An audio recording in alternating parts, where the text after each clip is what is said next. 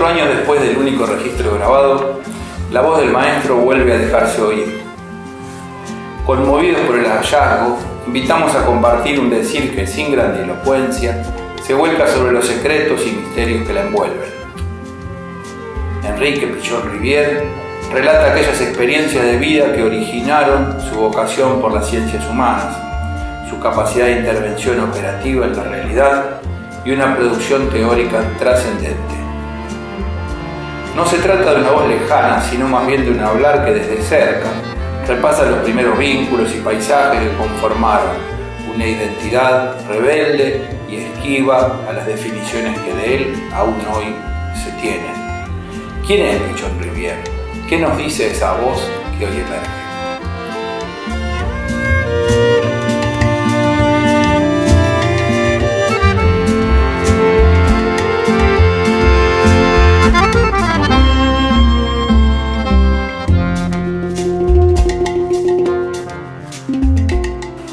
En el año 70, yo era un periodista cultural, trabajaba en la editorial Abril, tenía 26 años y en la editorial Galerna dirigía una serie de libros llamados Testimonios, que eran algo así como los libros franceses Par lui-même. Se me ocurrió hacer el libro de Pichon Rivière. Yo lo había conocido accidentalmente en una presentación de una máquina que ayudaba a encontrar pareja en la computadora. Cuando charlé con él para hacer una nota, él me mencionó un concepto que para mí fue como casi iluminador, ¿no? El valor de que cuando conocemos a alguien, en verdad lo que se produce es un reencuentro. Y así fue que lo fui a ver. Primero le conté el proyecto, después empecé a ir a verlo, a charlar.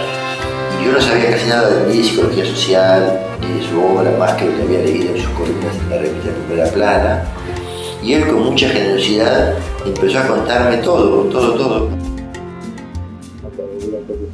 Usted pregunte y yo le contesto todo. Usted me contesta lo que me quiere contestar. Yo le contesto todo.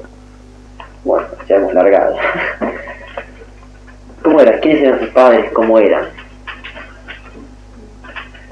Bueno, ahí empiezan los misterios en mi familia. Que mis padres eran de Lyon. ¿En dónde? En Francia. Bueno, y estaban en excelente situación. Es una ciudad fundamentalmente textil, es la segunda ciudad de Francia. Y esto es fines del siglo pasado. Esto es, bueno, yo nací en 1907. Principio de este siglo. Sí. El problema es que la primera esposa de mi padre era una tía mía, digamos, porque después se casó con su cuñada, que es mi madre, de la cual yo soy el único hijo. Único hijo. ¿Y cómo se llamaba su padre? Alfonso Pichon. Alfonso Pichon. ¿En qué trabajaba? Bueno, era uno de los magnates de la industria textil. ¿Había hecho él solo la industria o ¿Qué? la había heredado? ¿Era de la industria o la había heredado? No, en Lyon hay todas las... Lyon es una ciudad que tiene una característica especial, yo visité después, donde era el centro de la seda, de la producción de seda, donde habían las princesas de la seda, que eran las hijas de los grandes magnates, y donde la gente de la aristocracia o cualquier tipo de nobleza venían a buscar dinero, eran encarnadas, ¿no? Por eso tengo primas y madrinas, etcétera, que son convexos. Pero el problema era económico, ¿no? ¿Y en qué año muere la primera esposa de Alfonso, Vicente Rivière? El primer... Bueno, ese caso me tronca, ahí viene el bodrio. ¿Y su madre? Mi madre se llamaba Josefa. Josefa. Es decir, cuando vino aquí hizo un bodrio con los nombres, porque no era Josefa, sino era Josefín, no sé. Josefín. Sí, pero Josefa es el nombre que, como se la conoce, que como fundadora después de un colegio nacional aquí. Ahora, ¿y su madre era una princesa de la seda o no? Sí, justamente. Era hija de otra familia que trabajaba en la seda. La seda y muy, digamos, de la élite de la ciudad, como mi padre, que era una especie de playboy muy extraño. ¿Por qué muy extraño? Muy extraño porque su dedicación principal eran deportes caros como la equitación en aquella época, donde se dedicaba a los caballos. ¿Tenía caballos propios? Sí. Y había hecho un pasaje por el colegio militar de Saint-Cyr y fue expulsado porque fundó en esa época con Herriot el partido con Herriot. ¿Cómo se escribía Herriot, el gran político francés? Así. Es decir, Herriot. Herriot, ok. Que fundó el Partido Radical Socialista. Fue un gran escándalo. Por supuesto fue expulsado del colegio. Del colegio. Y en León seguía siendo empresario. Había estudiado en Inglaterra, en Manchester. ¿Qué había estudiado? Había estudiado una especie de carrera técnica como ingeniero textil o una cosa así. Pero le interesaban muchas otras cosas.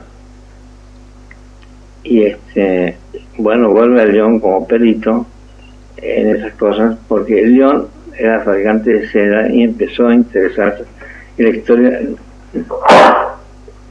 textilera del mundo, digamos.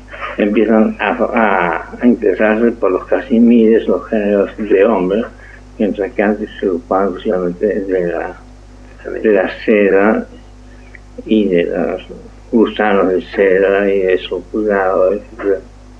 Eran productores y compradores de seda.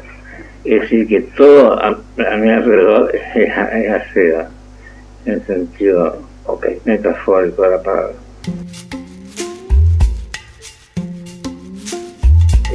Y el asunto es que muere mi tía, digamos, con 5 hijos, cuya la última, digamos, cuando murió tenía 2 años, supongamos. No he establecido bien la línea. ¿De qué muere? Muere ella de una afección pulmonar, como toda la gente bien de ser. Antes de eso había muerto un hermano de esta tía. Y también hermano de su madre. Y también hermano de su madre, por consecuencia. Hermano de madre. Tenían un hermano que era, digamos, un sujeto muy, muy interesante con los tratos que recogió después de un viaje allá. Que era muy músico y que murió tuberculoso o se suicidó. Imposible poder discriminar sobre eso, porque el suicidio, como también en lo que llamamos edad, es una cosa que debe ser tapada a toda costa. Por la familia. Por la familia. Ahora, el asunto es que eran 3 hermanos, un varón y 2 mujeres. Mi madre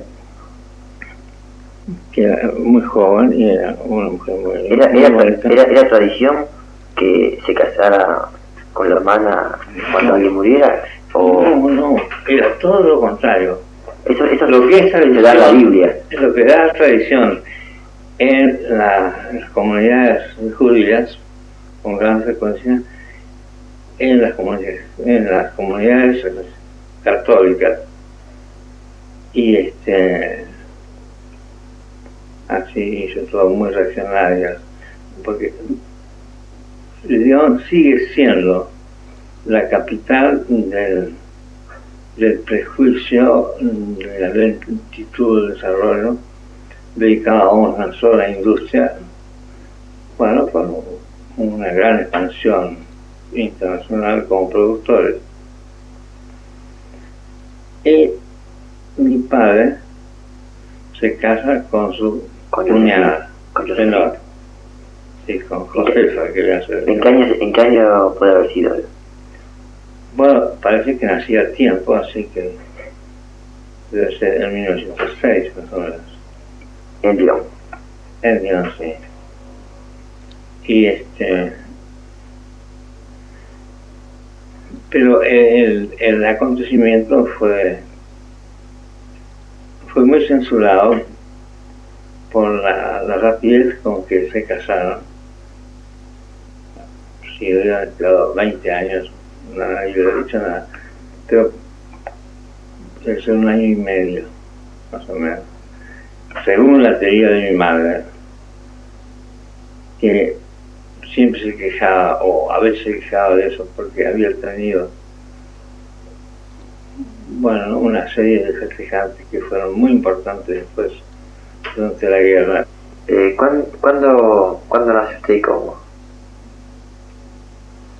Yo nací el 25 de junio de 1907. Ahí en Ginebra. En Ginebra. Sus padres no vivían en Lyon. Sí, pero ahí viene después el Lyon. A través, en relación con el casamiento de mis padres, parece que surgen serias dificultades, porque era muy mal visto la situación de que, bueno, que un cuñado que acababa de ser viudo se casara con su cuñada mucho más joven.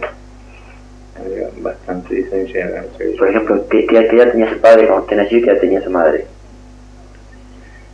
Bueno, aproximadamente 50 años, por ejemplo. Y mi madre 25. Ok. Y después se supo que mi madre ya le había hecho préstamos, ya son cosas privadas, de dinero a mi padre, a su cuñado. En vía de su hermana. En vía de su hermana. Ok.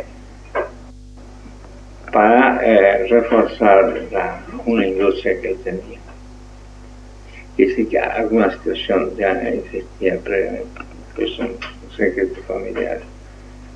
Pero el asunto es que tengo la impresión, eso es una teoría, de que se les hizo la vida imposible en León, con toda la gente que... ¿Y se fueron a vivir a Ginebra o se fueron a anotarlo de Ginebra? No. Nos fuimos a vivir a Ginebra. ¿Se acuerdan cómo se mudaron? Bueno, todo esto sucede entre el año 6. Entre 7, ¿no? Yo nací en la primera casa, y después nos mudamos es una casa que después tiene una historia después curiosísima, cuando yo fui a Ginebra. Pero además de eso, descubro una vez, leyendo la historia, la vida de Lenin, escrito por su mujer, que relataba que Lenin iba todas las mañanas y mediodía, así, y a la hora del sol, a leer en una plazoleta que había allí y jugar con los niños que estaban allí. Se interesaban mucho. Quiere decir que yo digo en chiste que yo jugué con Lenin.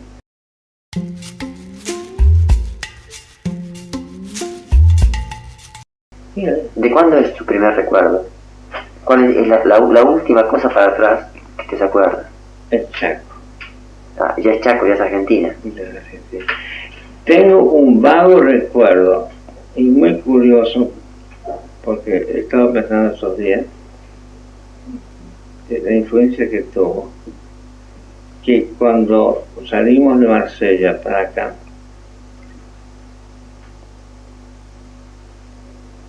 es decir, cómo a mi padre se le ocurrió venir al Chaco, de Ginebra al Chaco. ¿Y cómo surgió eso? ¿Por qué se fue de Europa? Si él estaba tan bien económicamente. Es decir, que tenía un espíritu de aventura. Que hay una novela de Bresson que se llama Oro.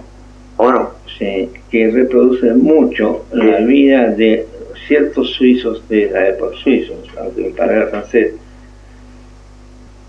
Calcula usted, dejó su familia, dejó todo, no dio noticias durante mucho tiempo. Pero el Chaco no sé cómo lo dejó.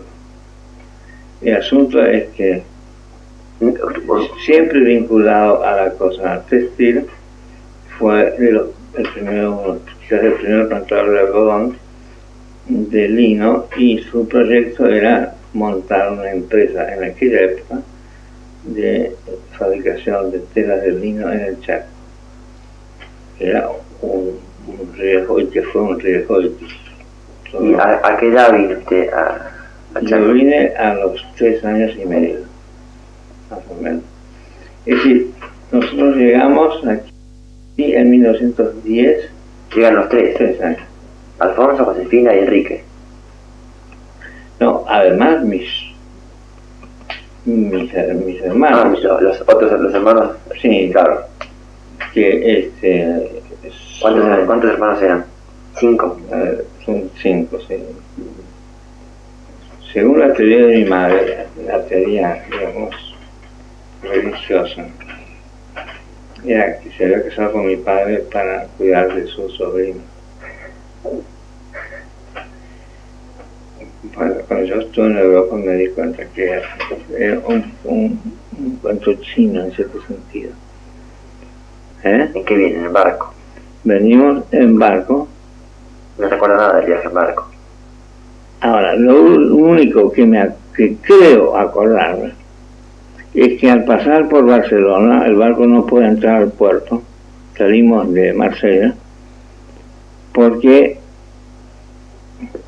coincide con el fusilamiento de Ferrer, ese anarquista, digamos, tan conocido, que yo tuve después un disco. Hay un disco que reproduce la muerte, el fusilamiento de Ferrer, con todas las cosas que grita y la anarquía, etc. Bueno, eso es, digamos, el primer recuerdo que tengo. Recuerdo de Buenos Aires, donde estuvimos unos meses preparando la expedición al Chaco, y tratos con el gobierno porque le habían dado una concesión muy grande de tierra. ¿En qué van de acá hasta el Chaco? De aquí al Chaco vamos en barco, en los barcos de la carrera. ¿Por el Paraná? Por el Paraná. Y en el Chaco empieza para mí un problema muy particular, que es el lenguaje. Yo hablaba francés. Y mi padre había contratado una comunidad indígena para trabajar en la plantación, que hablaba guaraní. Así que mi segundo idioma es el guaraní. Y mi tercer idioma es el castellano. ¿Su padre los explotaba a estos indios? No, mi padre era considerado por los indios como un ídolo blanco, una cosa así.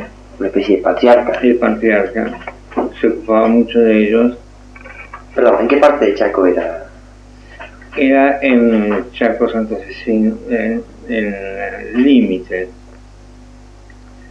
del Chaco y Santa Fe, una zona que todavía era desierta en aquella época. Sí, se llamaba. Muy próspera. ¿Cómo se llamaba o cómo la llamaron? Se llamaba Florencia. Florencia.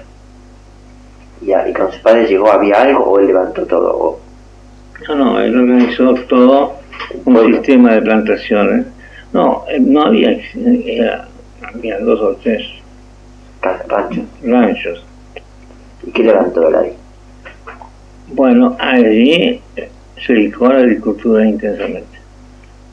Del algodón. Del algodón, del lino, del tabaco, porque tuvieron 3 desarrollos diferentes de las cosas.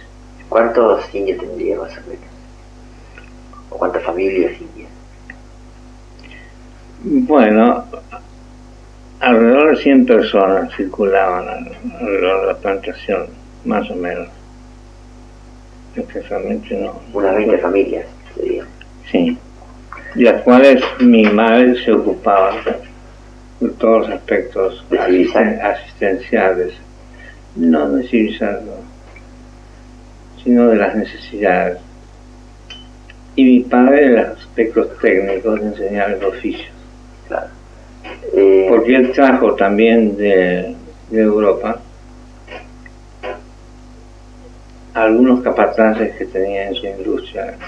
Porque pasó lo siguiente, que en el contrato de concesión de tierras de aquella época, si el sujeto fracasaba en un lapso de 6 años, si fracasaba en un lapso determinado, tenía que devolver la tierra. Y mi padre, que tenía una moralidad excesiva en realidad. Sus primeros juegos son con los chicos, Por supuesto que mis primeras experiencias son, toda mi infancia la pasé con niños de la región. ¿Cómo se llamaba a toda la peonada? ¿El vasco le decían o cómo le decían? ¿O los indios? El francés. Ustedes veían a los indios, ¿cómo los llamaban? Yo me di cuenta después que eran indios, en realidad. Indios. En realidad no podemos hablar. Era gente del lugar. Era gente del lugar con un porcentaje de sangre india muy grande, con hábitos perfectamente comunitarios de tipo indígena, muy primitivos, y que en realidad eran calificados o considerados de una cierta peligrosidad permanentemente. Y ahí se establece el liderazgo del padre en toda la zona, que desde ya es el hombre que montaba mejor a caballo. ¿Y a qué edad monta por primera vez usted? Bueno, apenas llegado.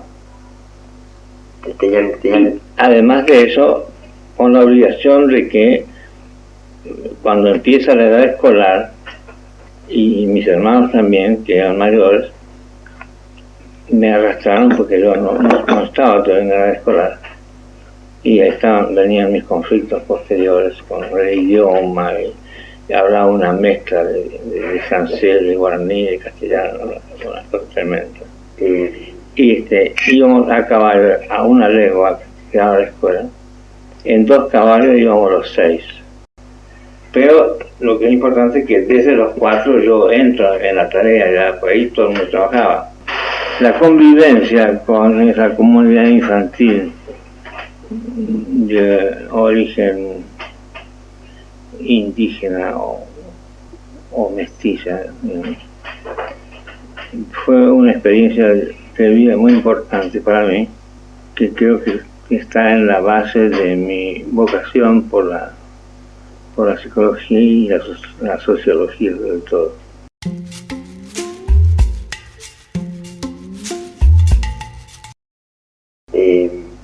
A los 3 años, cuando su padre devuelve las tierras, ¿se quedan viviendo ahí o van a vivir a Corrientes? No, nos vamos a Corrientes. ¿Por qué eligieron Corrientes? ¿Porque era lo más cerca que había? Seguramente, yo no entiendo nada. Racionalmente no entiendo nada. Van a Corrientes. Vamos a Corrientes. Lo Una único parte que sé, adelante. lo único que sé es que el cruce del Paraná fue tremendamente tumultuoso, pues casi nos hundimos. Hicimos el pasaje en un pequeño barco, es un barco mudanza, digamos. Una balsa. Una balsa. Una balsa precaria. No, un pequeño velero. ¿Velero? Sí. que íbamos a dar a Bella Vista. Bella Vista Es Corriente, más arriba de Goya, donde después vamos. Vamos directamente a Bella Vista, donde ya mi padre había arreglado, bueno, había decidido ya abandonar todas sus fantasías colonialistas o lo que sea, y que había conseguido un cargo de administrador de una gran estancia, donde tuve también una experiencia muy importante de ver y de convivir una explotación particular de la mano de obra, donde el régimen de peones y de sueldos era un ciclo vicioso donde todo quedaba finalmente en la estancia, porque había un boliche, claro, y todo quedaba ahí. Todo eso seguramente se fue acumulando. en mi comunidad. Mi padre era absolutamente contrario a eso. Además, discutía permanentemente con los patrones. Era muy reaccionario a los patrones. Y era considerado entonces como un disolvente, Un agitador. Un libre pensador. Libre pensador. Entonces, Bellavista es una pequeñísima ciudad muy bonita. Tengo sí más un recuerdo olfativo del olor de las flores de naranjo y de la belleza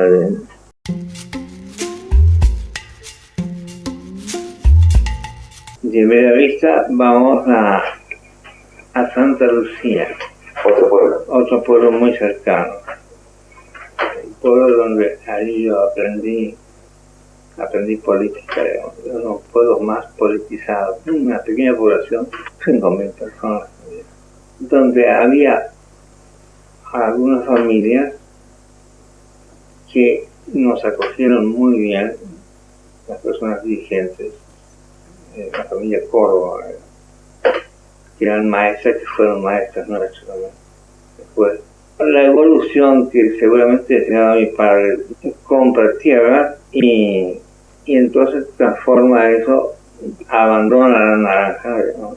Y instala una granja con todos los productos que puede dar la granja, ¿sí? Sobre todo verduras y cosas así. Ahora, la vida en Santa Lucía, de ahí tengo recuerdos muy curiosos. Estas muchachas Córdoba, las maestras, que eran de la familia más representativa del pueblo. Ahora ya había dos partidos, liberales y autonomistas, los azules y los colorados. Así eran los Los liberales, pero con un partido muy bien organizado para ellos, ¿no? Un partido conservador. Eran las dos ramas del Partido Conservador, todavía el radicalismo no había ni entrado. Y el socialismo entró conmigo, que después fundé el primer comité socialista en Corrientes, lo fundé yo. ¿En Santa Lucía? No, ya después en Goya, que es donde ya nos establecimos. ¿Hasta cuándo se queda en Santa Lucía? Bueno, en Santa Lucía nos quedamos poco tiempo, porque se dio la ocasión de comprar una tierra cerca de Goya. ¿Usted qué edad tendría? Yo, ¿Estaría en los 10 años? ¿qué? ¿Estaría en los 10 años o todavía no? Yo creo que no, porque se tienen las cosas con mucha rapidez. Yo sé que eso, mucho antes de los 10 años, sucede la entrada ahora, donde mi padre se transforma en verdulero. Es decir, en el sentido de que cultivaba eso y íbamos a Goya, y yo lo acompañaba y yo era el encargado de golpear Puerta por puerta. y venderlos. Y me acuerdo bien que eran zapallitos, bueno, sentía que estaba colaborando, que mi padre era muy compañero mío. Él se dedicaba mucho a mí en las cosas deportivas, donde él me enseñó box, me enseñó esgrima y una serie de cosas. Cuando llegamos a Goya, y a raíz de, durante el procedimiento de la venta de zapallitos que yo había golpeado, aparece una señora importante ahí del pueblo que le pregunta a mi padre si era extranjero y si sabía inglés. Mi padre había estudiado en Inglaterra y sabía perfectamente inglés. Y entonces empezó a dar lecciones de inglés a este joven cajetilla de Goya. ¿Ustedes en qué iban? ¿En el carro o tenían En un carro. Acá, con un caballo delante. Sí, sí. La jardinera. La jardinera, y estábamos más o menos a una legua del pueblo. Y yo era el encargado de ofrecer la mercadería. Pero a raíz de eso, empieza una mutación entonces en el desarrollo familiar, donde mi padre, a raíz de tener un alumno de inglés y que existiera un sujeto que enseñaba inglés, allí era una cosa exótica. Goya era mucho más grande que Santa Lucía, ya, Era el doble. Más o menos. 10.000 habitantes. Además, muy importante culturalmente, ¿Por? por el hecho de que, por razones históricas, todas las viejas familias se refugiaron en Goya, a quien llamaban la Petit Paris, en joda un poco los otros correntinos. Tenía una rivalidad tremenda con Goya, y que sigue todavía el nombre. Corrientes Capital, por ejemplo, con Goya. Era un pueblo chato, con algunas construcciones extrañas, donde ahí oí por primera vez la palabra más estupenda, estilo fiturí. Fiturí es todo aquello que tiene aire de moderno. Bueno, aquellas casas que eran así y que tenían algunos adornos en las ventanas o cosas así, eran fiturí. Y viene del futurismo. Eso lo investigué posteriormente porque era una palabra que me gustó muchísimo, una palabra tan simpática, fiturí, porque también era un tipo fiturí. Claro, la gente fiturí. Era gente fiturí, De mentalidad fiturí. que era una mentalidad progresista, porque mi padre era un fiturí porque se estaba moviendo permanentemente en sus actividades. Mi madre, que había recibido una educación muy cuidadosa en estos grandes colegios, enseñaba piano, canto, francés, En Goya. cualquier cosa. Claro. Fue aceptada inmediatamente por toda la gente importante y empezó ella a hacer una obra social muy intensiva, donde todos los asilos se ocupaban del hospital, fundó la primera escuela especie de arte de oficio, se ocupó de problemas de la mujer, de formación de la mujer en los oficios. Y paralelamente se iba cerrando un núcleo que estaba constituido por un personaje que después fue archiconocido, que fue el hijo Quijano, que fue el vicepresidente de Perón, Sí. ¿Por qué? que fue el más íntimo amigo nuestro. Cuando mi padre murió, operó un poco como toro, como consejero mío, etc. Bueno, tomó esa actitud por su relación con mi padre. Alió, que fueron los fundadores del Colegio de Concepción del Uruguay. Entre Ríos. Alió, con él. Alió, sí. Okay. Que era gente catalana en realidad, no. Pero la vieja Alió, que fue la fundadora del Colegio de Mujeres de Concepción del Uruguay, y una gran pedagoga, era mi abuela, digamos, ¿no? Y con madre hizo una relación especial y se juntaban todos los fines de semana, a hacer música juntos. La mujer de Quijano, la Alió, tocaba el piano. ¿Y su madre? Mi madre cantaba. Yo hacía perrerías en ese canto. Es decir, durante la guerra del 14 al 18 organizamos guerras sobre el río, guerras navales, por ejemplo, sobre canoas. Era un escándalo porque todas las madres salían desesperadas para ver qué pasaba. Fue un grupo de unos 10 chicos que después tuvimos una historia particular juntos, porque operamos en el pueblo en muchas cosas hasta lograr escándalos. Por ejemplo, el día que recibimos la confirmación, que después de la comunión, yo tendría entonces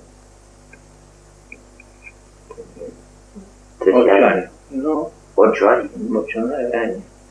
La confirmación, no, pero fui sacristán y fui de todo. Mi madre era religiosa, mi padre era ateo, y con sospechas que podía ser masón, yo no sé.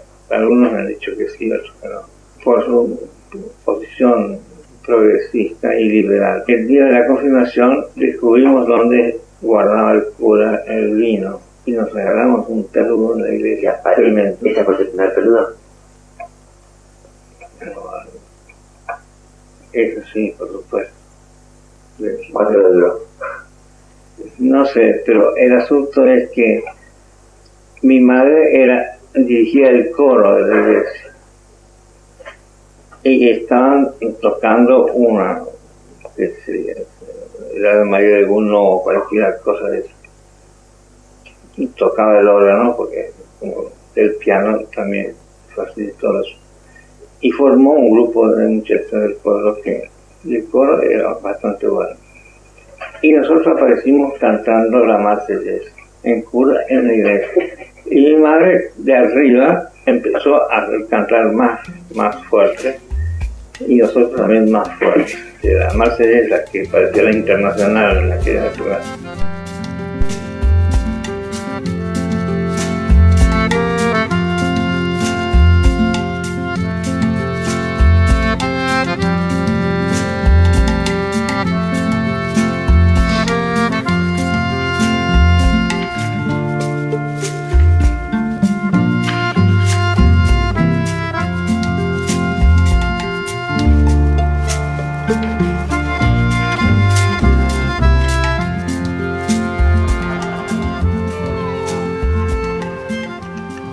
Como crónica del itinerario de un pensamiento, será necesariamente autobiográfico, en la medida en que el esquema de referencia de un autor no se estructura solo como una organización conceptual, sino que se sustenta en un fundamento motivacional de experiencias vividas.